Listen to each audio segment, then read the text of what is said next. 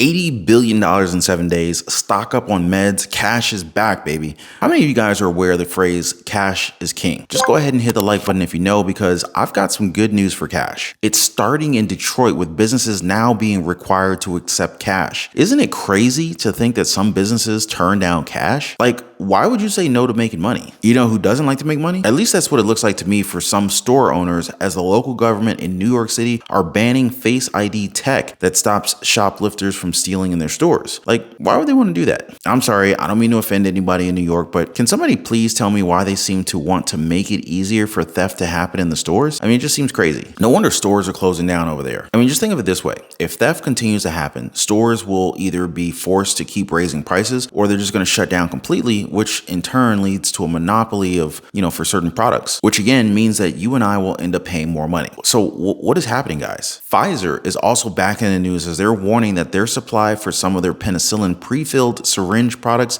may run out in a few months. This is a pretty significant warning from Pfizer. Now, this is not great for us, especially as it's one of the main antibiotics for strep infections. And since we're now informed of a shortage that's coming, we should expect stores to run out of them even faster. Now, you would think that after time has gone by that more people would now feel more at ease with their money in the bank, especially since it feels as if they're doing what they can in order to try and get things back in order. But we're now seeing billions of dollars exiting our bank accounts within just a short period of time. Are you guys still worried about another bank collapse? And I got a really funny story at the end about a worker who got back at his job for calling him names. You cannot miss this one. All right, guys, so let's not waste any more time. Let's get right into it. So we've been taught since we were young that it's bad to take something that's not ours, right? That's just part of growing up. We respect everybody's property and everyone's rights. A notion that is becoming very rare nowadays as we're seeing theft and crime on like a daily basis. This is also why stores have been going out of their way to try and protect their goods, which in turn also protects the customer. But a new proposal from the City Council of New York, they want to ban on one of these safeguards. Which one of these safeguards do they want to ban? Well, it's the Face ID tech. Now, I get that this technology is a little bit controversial. I understand that. But given the rise of theft in New York, small business owners say that they've been using the technology to help fight against crime. And given that one violation will cost $5,000, well, some find it a little bit unfair. City Council member and co-sponsor Shana Hanif said in a statement that the technology is still flawed and commits mistakes most of the time, something that Jake Parker, director of the government relations for the Security Industry Association, refutes by saying this, quote, "The narrative of the technology is performing less well for certain demographic groups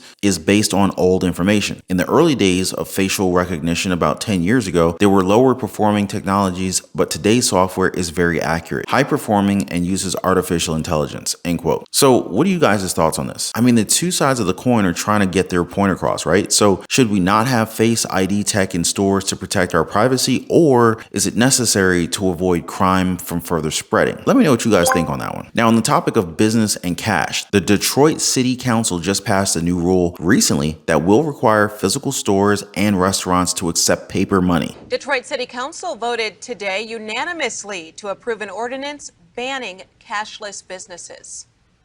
This ordinance is one step in helping the unbanked be full members of the local economy. No Detroiter will be left behind.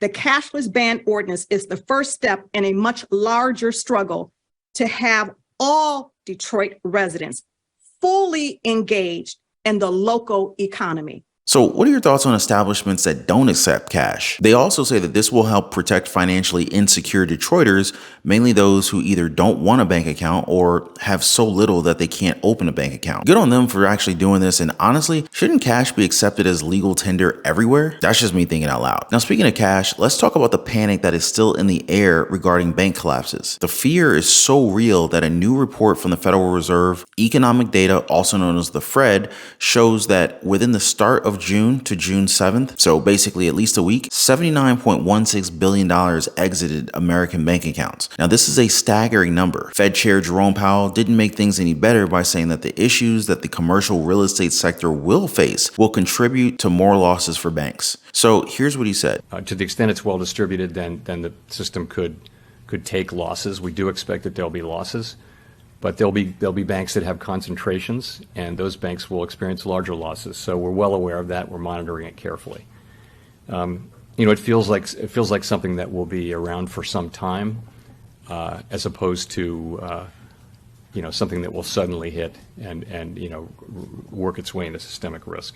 Well, looks like we're far from getting out of the woods yet. Although losses are a part of life, I don't think that we've seen something like this in our lifetimes. Now, let's move on to where we can't afford losses, and that's with human life. A bigger risk if you ask me, and this is why I'm worried about this recent announcement from Pfizer where they said that they will be running out of penicillin solutions in the next few months. Can you believe that? Penicillin is a very important antibiotic for different diseases and infections such as pneumonia and the STD syphilis. Expectations are that they're going to start to build up more supplies by the second or third quarter of 2024, which in terms of medicine is kind of like a lifetime away. Are you worried about this? I mean, any shortage should be worrying, but running out of medicine? That's a nightmare waiting to happen. They're going to have to work overtime to get these medications out to the people. And just to close things out with something fun, let's talk about work. A worker for what I can assume is a type of brand on social media was fired after being called incompetent and that he couldn't do his job right. He was a videographer who was putting up 50 videos a day. And guys, it's not that easy to put up a couple of videos a day, let alone 50, right? So here's this guy who's making a little bit above minimum wage, working on such high demand from a company for 6 months. After that time, he went to his bosses and said, hey, this is what I've done. Here are the results. I'm making you money, so why not compensate me because I'd still like to work here? What did they say to him? Not much. He was just laid off. Painful as it was, he went on with his life. 3 years later, and he was browsing his personal Google Drive and he saw a folder that he had created during his tenure with the company. And well, lo and behold, 18 staff members were actively using his work. I'm talking about templates, adjustments, and presets to produce content for their social media account. So what did he do? Like any sane ex-worker, he deleted the files. I mean, what can I say about this one? Now, I do not recommend doing this, by the way. I mean, it's crazy because now the company can come after him for deleting the files that he made while he was there. But at the same time, couldn't they have just moved it to their company's local servers or something, or disabled his access? I don't know. It's really just wrong all the way around. But hey,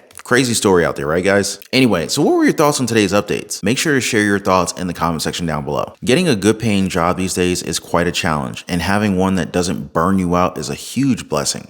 But those are becoming tougher and tougher to find. Sometimes you need to ask yourself, like, which do I prioritize? Making a living or making a life? Cash flow isn't that great these days, and it's mainly due to inflation making everything so much more expensive. So what can we do? Well, why not focus on generating multiple streams of income? Now, this is possible with side hustles and small businesses, home-based businesses, all sorts of business ideas that could potentially be started with less than $100. Maybe even some businesses that could be started with no money out of pocket. Now, the same could be said for the world of investments. Now, it doesn't matter if it's investing in gold, investments in silver, investing in real estate, investing in the stock market, index funds, ETFs. I mean, you just got to make sure that you have the right knowledge. Now, something that I can provide for you guys if you want to take the first step. Now, if you're interested in learning more, drop me some comments down below. I would love to share some videos with you guys right here on our YouTube channel to kind of help you guys get some ideas on what's possible out here. Now, at this point, you should see 2 videos here, here, and here. Go ahead and click on those videos right now and check those out. Before I go, guys, please, you know the drill. Drop a like, share the video to your friends and family,